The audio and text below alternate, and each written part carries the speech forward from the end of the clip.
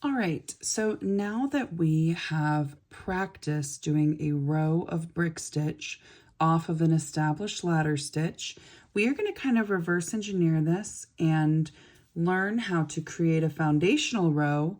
So instead of this double ladder here, it'll be a single row of purple beads.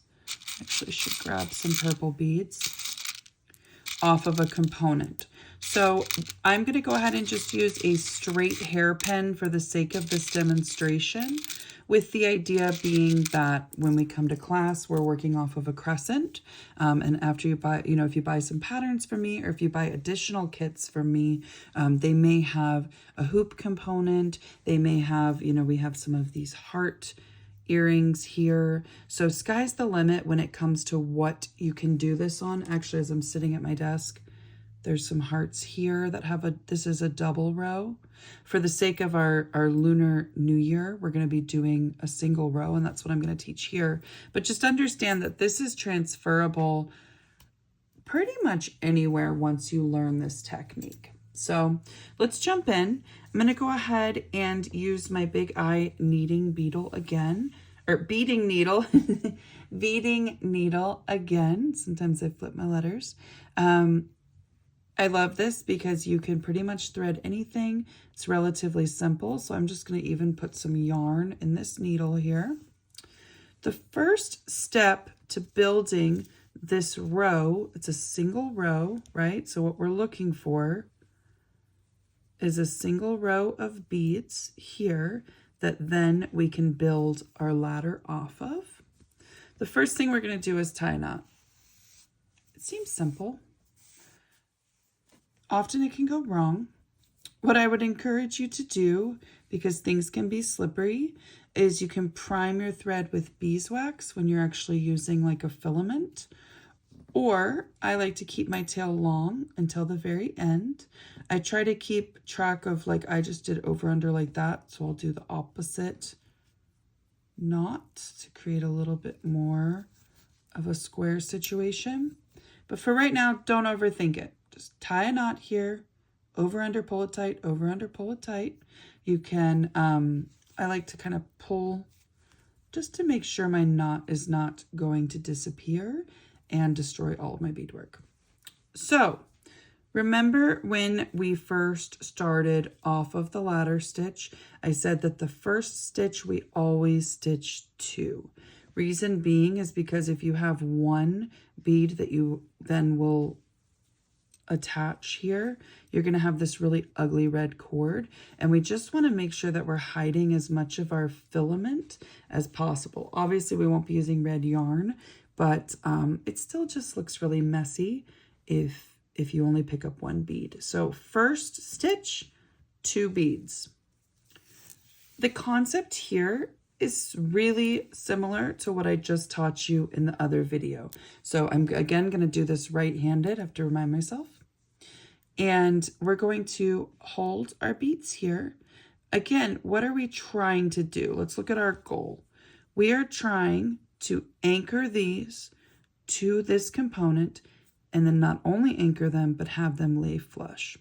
So keeping in mind the same concept, all that we're doing is adding a component. So instead of catching this string here, you're just catching this component. So we're going to go around, catch the component like we would at the in-between space here, come back up through the bead. And if you physically need to hold your beads here to see what you're doing, to be like, okay, I'm holding them flush because that's the goal. I need to catch the component so that it has something to anchor to. And then we pull it flush.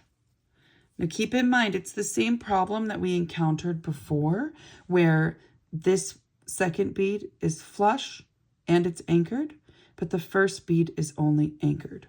So remember what we did last time. I do modify it a little bit here.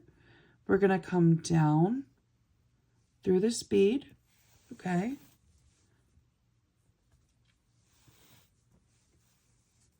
Gets a little messy with the yarn. We're going to come down through the bead. Now again, I'm going to go ahead and catch the bottom, understanding that I'm going to be using a clear filament. I like to catch the bottom to make it really established and tight. And then I'm going to come back up through this second bead because we want our working string to be coming out of the ultimate bead, so the final bead here working forward, and we want to catch the component to anchor the first bead.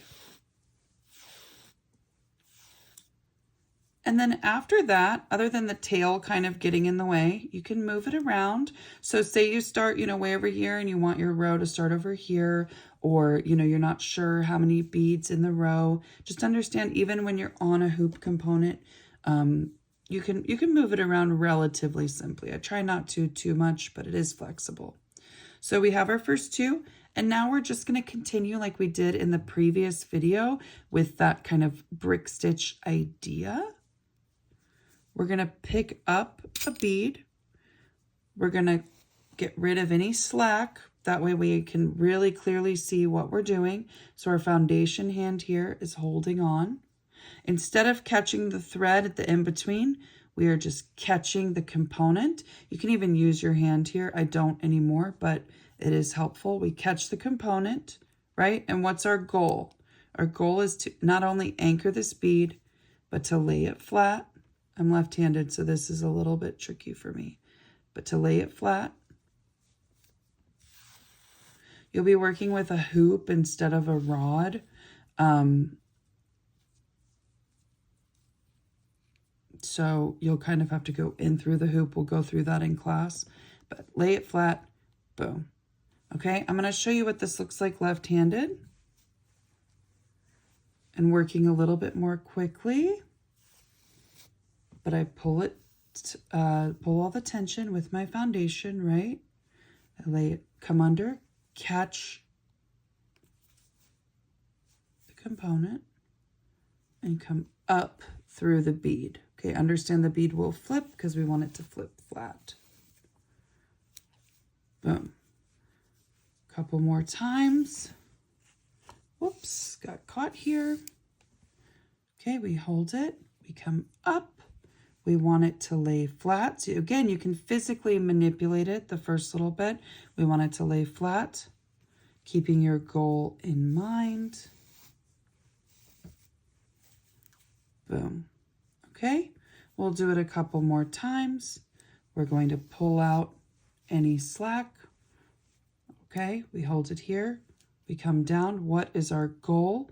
Our goal is to get it flat so you can have it in place there as you're getting your muscle memory.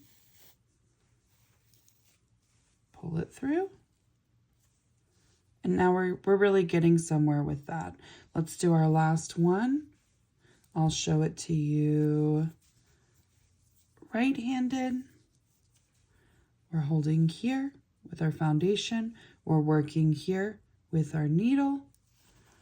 You can pull it here. Another way is to say, okay, what do I want? I want it to lay flush, so I need to anchor it, right, to the component, come up to the bead. Whoops, that could happen. If that happens, guess what? It's not anchored to anything. So it just comes out, okay? So one more time. It won't happen really on a hoop, but sometimes when you're doing these flat components, if you're adding structure to a larger format piece, I'll use these flat components and it can happen. So we're here, right? We're going to, like we said before, do right-handed. I'm gonna anchor it. My goal is to lay it flat. So after we anchor it, it comes right up. Wow, I never knew it was going to be so difficult in the right hand. Now we have caught yarn. All of these are the reasons why people say that beadworking is frustrating. To me, I think that's meditative. It's like meditation and problem solving all in one. Pull it flat. That last one was really ugly demonstration-wise. And here we go, okay? The only reason this is like this is just because of the actual filament that we're using. But now we have our foundational stitch, right? Just like the ladder stitch earlier. And all we're gonna do, I'm gonna use, well, for the sake of continuity, we should use yellow beads. 3, 4. We're decreasing a row in this pattern, or in this technique that we're going to be using for these Lunar New Year crescent hoops. And we'll go over again how to work on a hoop, but we are working right-handed.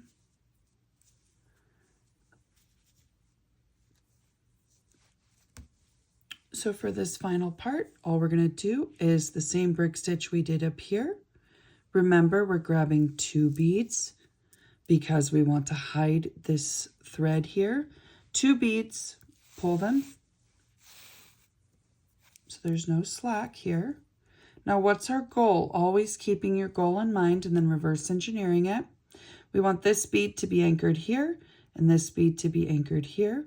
So we start with the second bead first, anchor on this stitch here, in the in-between from back to front.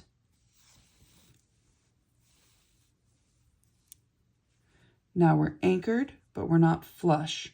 So all we do is come up through the bead,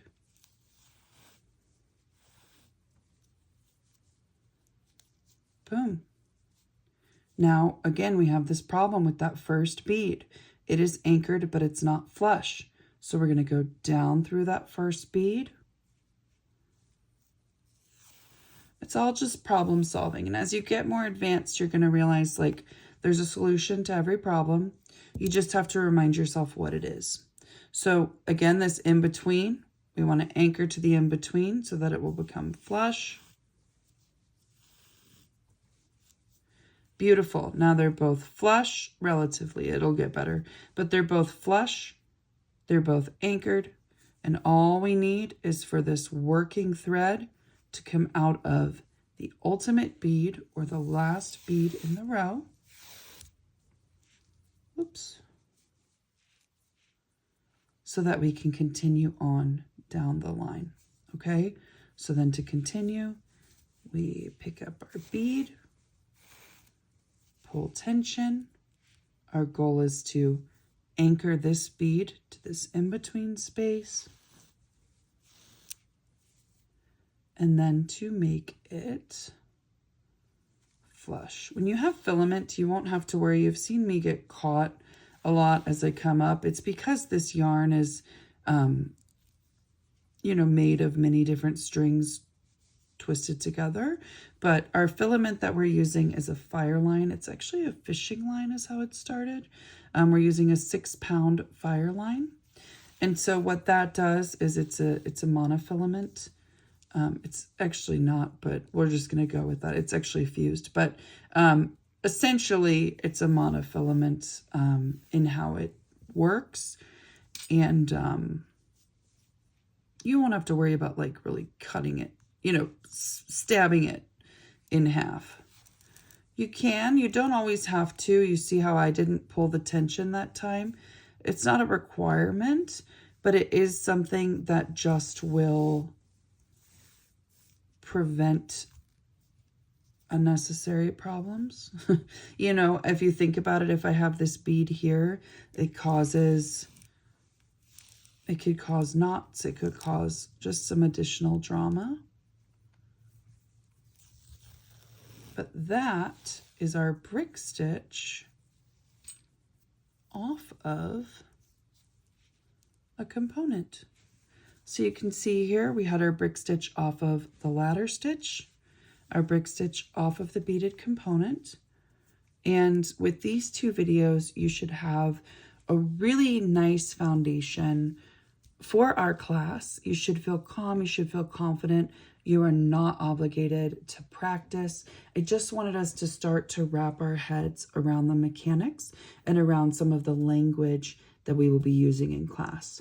The next step will be a really simple stitch. Essentially what we do to finish off our pieces, just to give you a snapshot, is we will take 3 beads to create kind of that lacy effect. You literally just take 3 beads and you just go down as if it's a straight stitch in some kind of embroidery. And that creates that lace here. So we went up 3 beads, down the next one, and we literally just go up here, pull it tight, and you see how it creates that lace effect. I can show you a few more. And that's always fun because you've just done all of this bricklaying, and now it's just something really simple to finish off the work.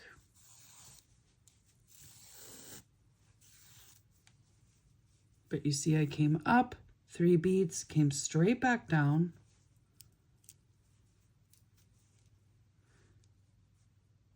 and then we just come straight back up.